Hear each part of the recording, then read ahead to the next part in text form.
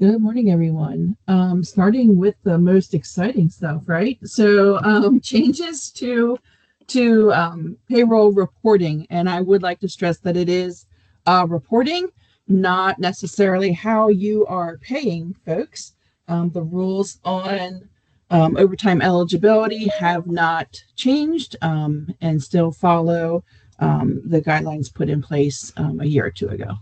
So as Nikel had mentioned, this will be followed up with a booklet that is sent out to everyone. So I'll get right into the good stuff and let everybody know that there are some W-4 updates coming your way in an effort to let people adjust their filing statuses if they need to for the changes in overtime capturing and tips. So that form will be hopefully made available soon.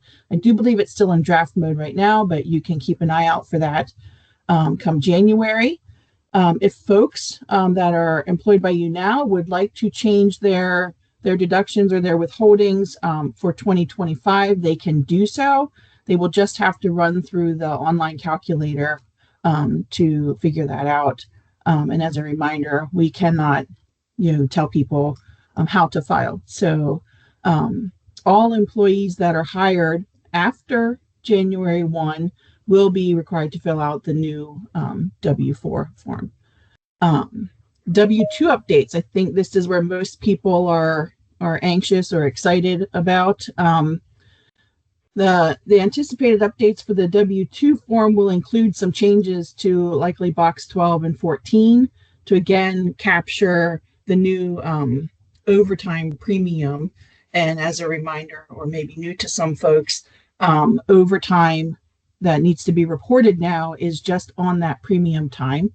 So if you're paying time and a half, you'd be paying it on that extra half time, or recording it or reporting it on the extra half time.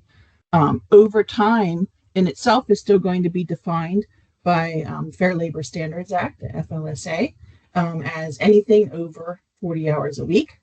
Those of you that are paying in different states that follow different rules will maybe have some additional calculations to do in regards to that, because that is the rule we're following now is, again, anything over 40. So some additional codes will be coming your way to classify, I guess, creatively labeled, TA, TP, and TT. The reporting requirements or limits are in place for those things. So overtime is limited to $12,500 per individual, $25,000 if you're filing married. Tips max out at $25,000, and all of those have income limitations that phase them out after a certain point. So all good things coming in the land of W-2 reporting. These things do take effect and will be required in 2026.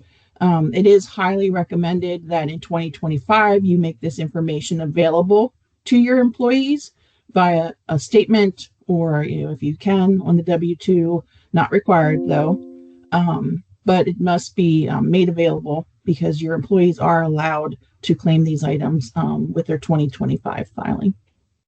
So additional changes would be around catch-ups and contributions to 401k and retirement plans. So again, mandatory contributions. It's mandatory now for high earners to put their catch-ups in a Roth starting in 2026.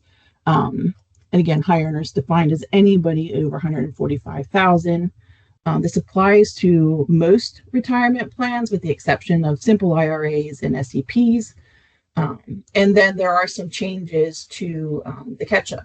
So lots of increases and things on the move. And I guess if you're reading this slide and you're saying, what is the regular age catch-up limit for folks between 50 and 60?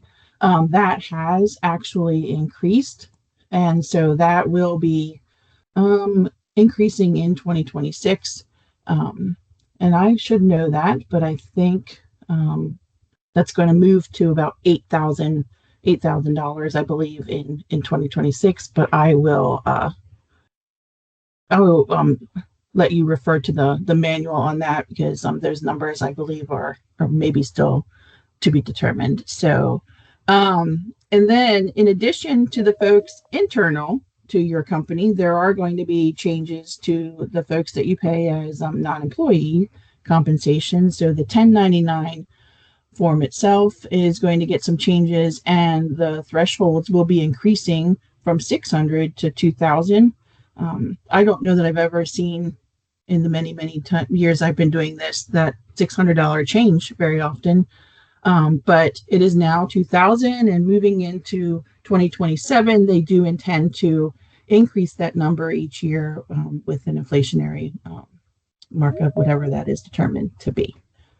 So I will turn this over to the next person in line. And if you do have questions, you can put those in the chat, or again, you'll get all of this in a booklet and some more information as this wraps up going into the end of the year.